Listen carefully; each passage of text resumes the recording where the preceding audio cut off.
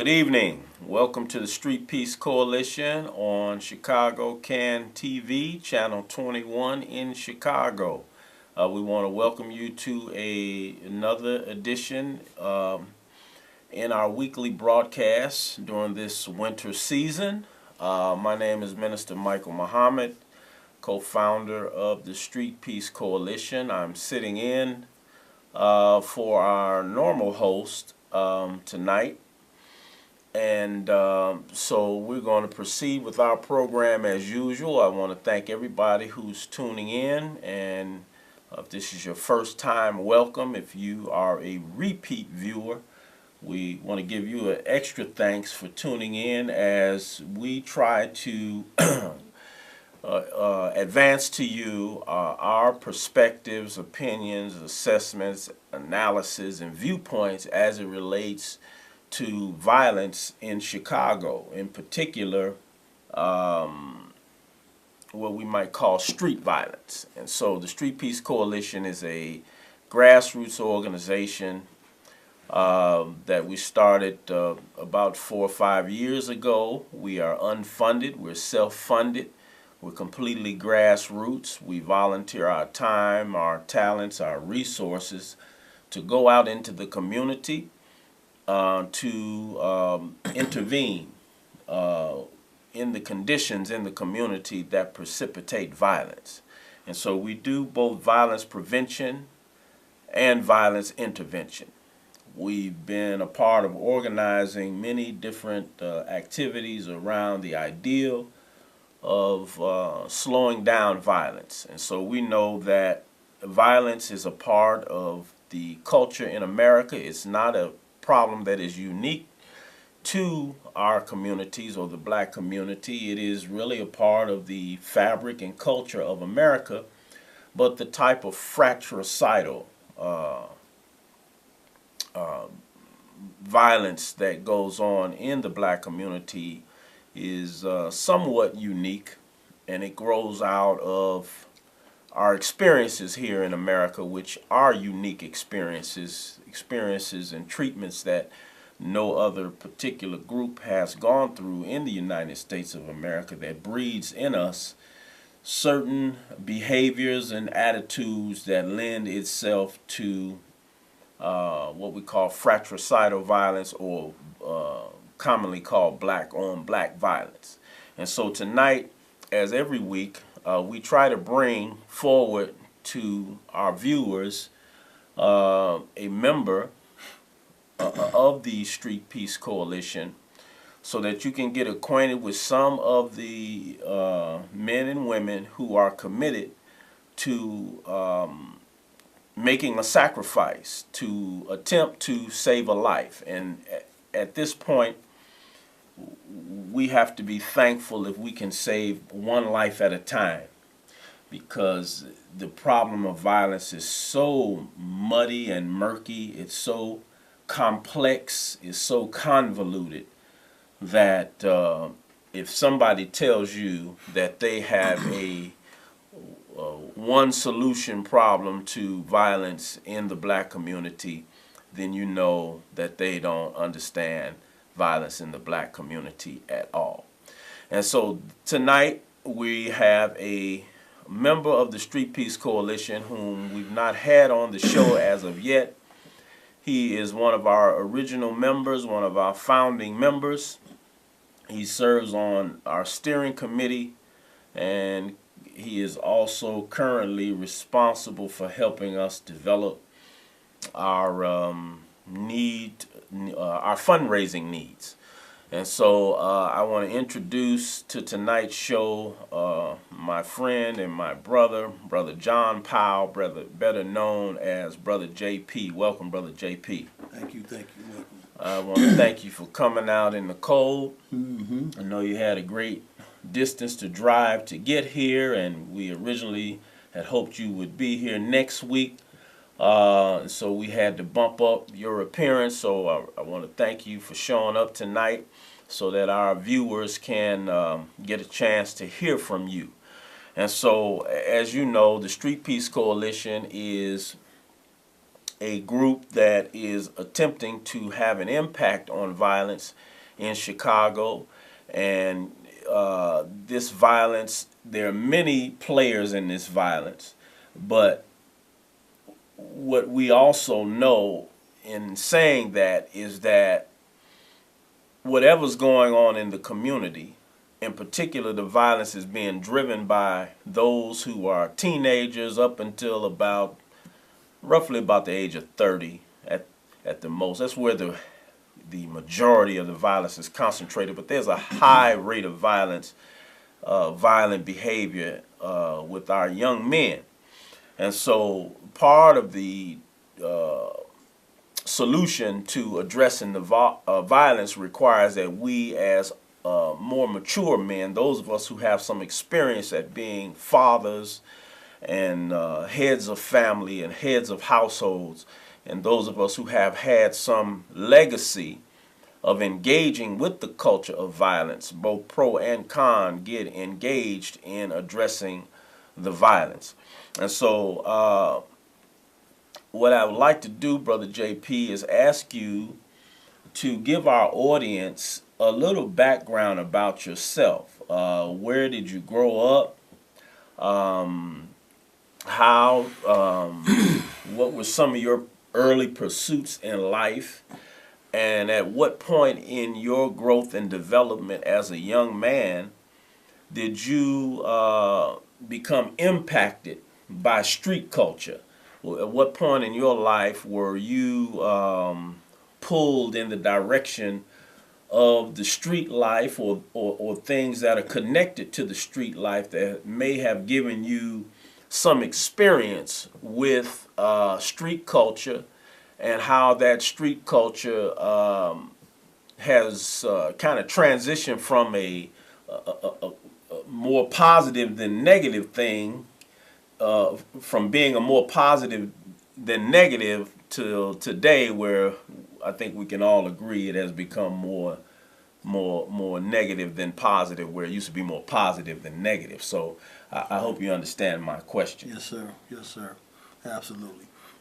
I grew up in the south suburbs. I was born and raised here in Cook County Hospital. Grew up, started my early childhood on the south side. My family moved to Harvey when it was predominantly all white, and then I was there as it changed.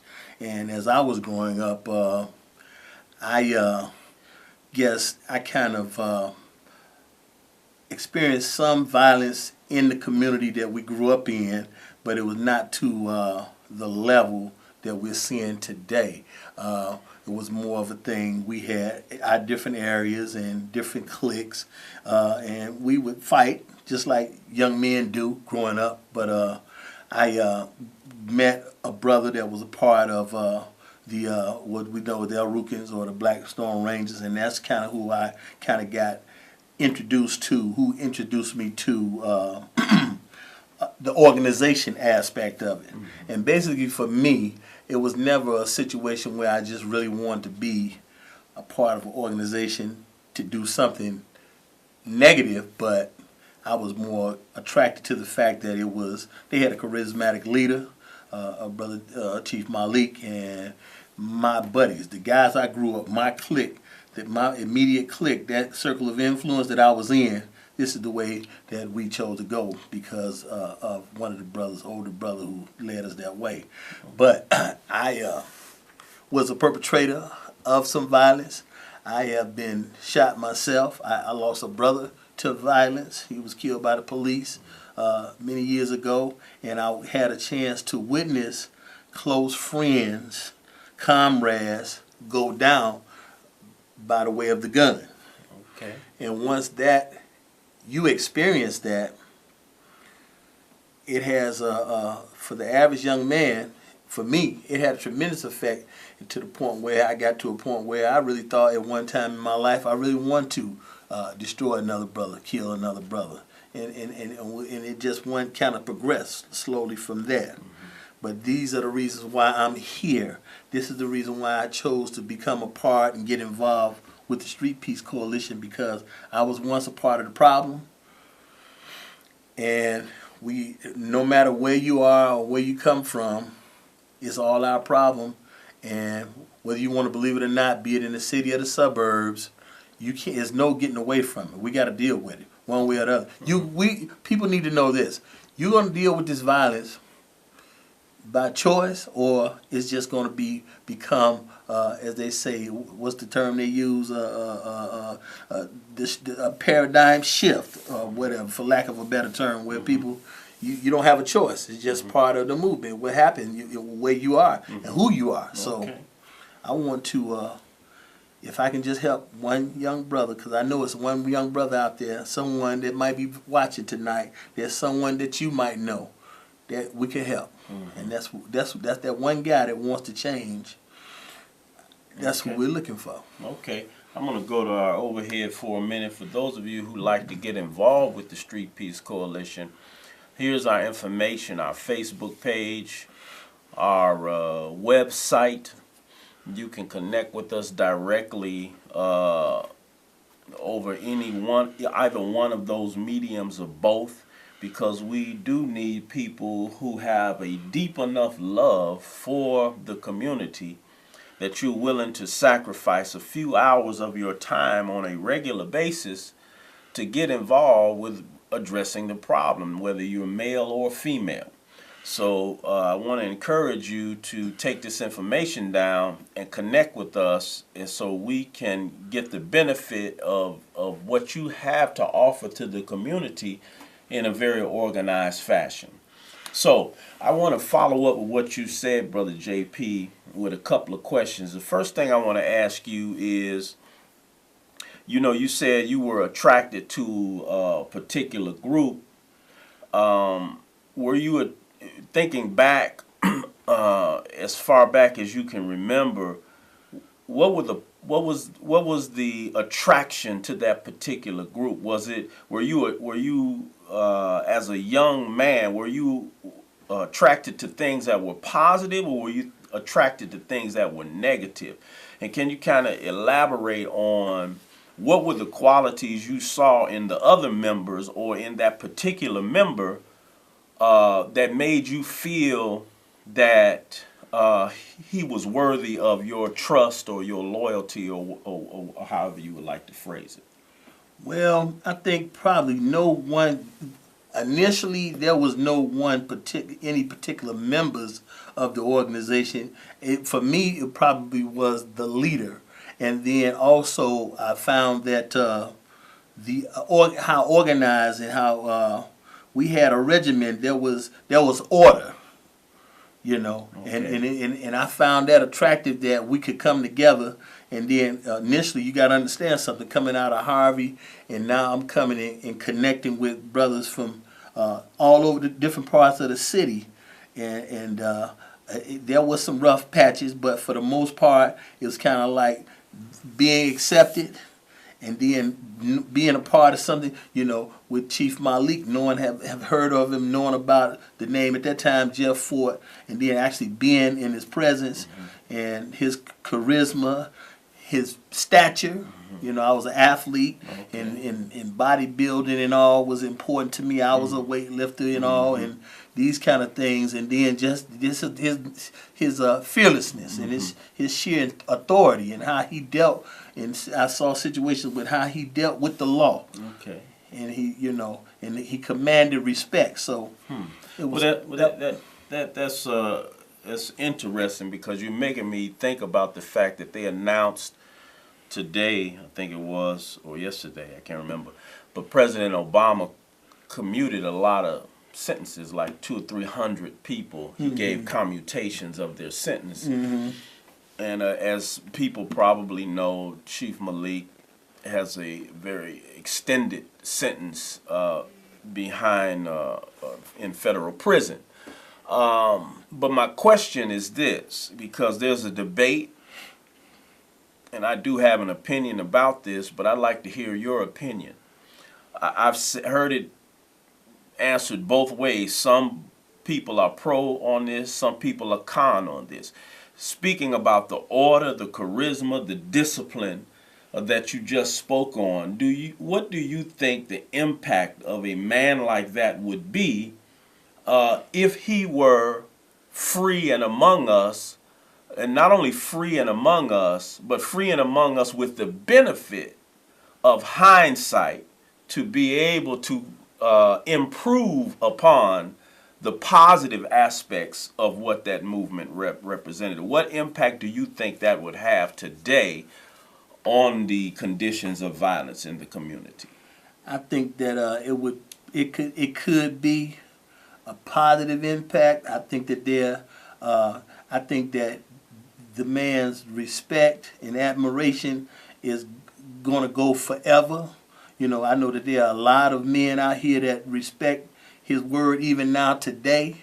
And I think it would really be up to him in which direction he chose to go. I think that he still has the influence to influence. And I think that there are a lot of guys in my age group, I'm 56 years old, that have learned a lot and experienced a lot from what we were taught by him and could help implement that. Mm-hmm. I think he would have influence on other people that could possibly be leaders. Mm-hmm.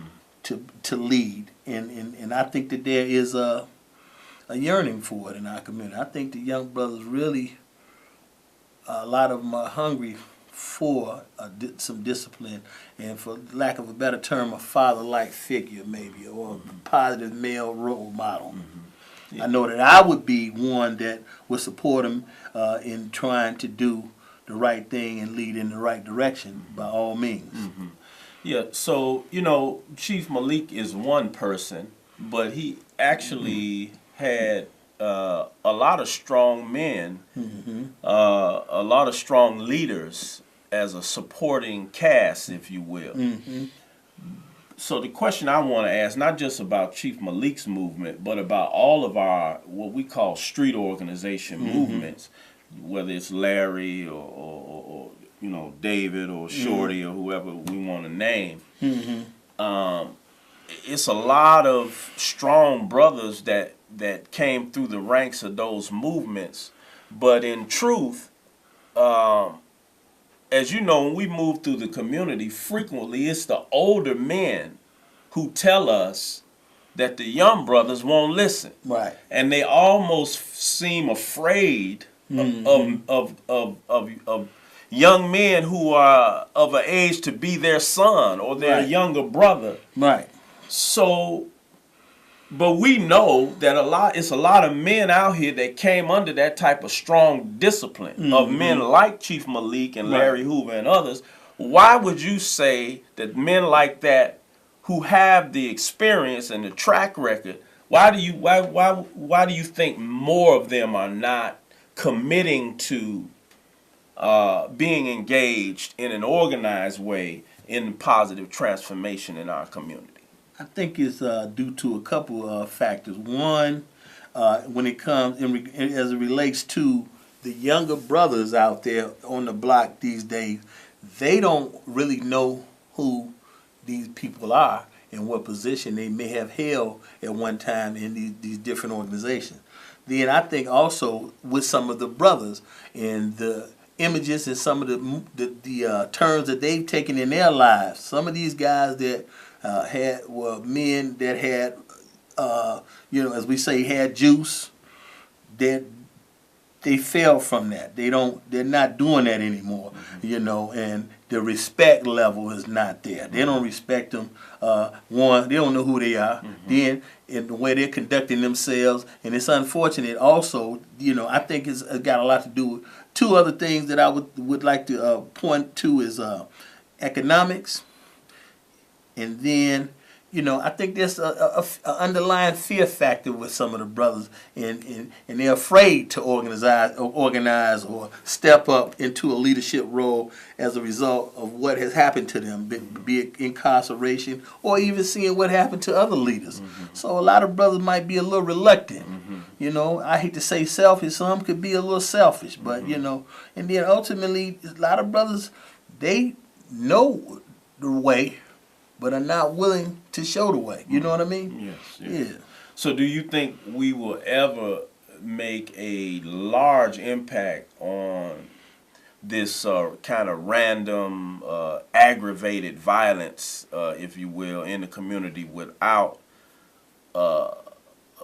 seasoned, the seasoned men in our community stepping forward? Do you think that we can ever make a change or impact without those brothers stepping forward? I think it's going to take the entire community. As I always say, I always say this is our problem. This is not Rom's problem. This is not McCarthy's problem. This is our problem. But I think we can go a little farther and maybe move a little farther, faster down the road with the brothers' help. Okay. Because a lot of brothers identified, a lot of them young guys identify with those brothers and honor those brothers that's been incarcerated and been through what they're going through. So I think, it would help move things forward.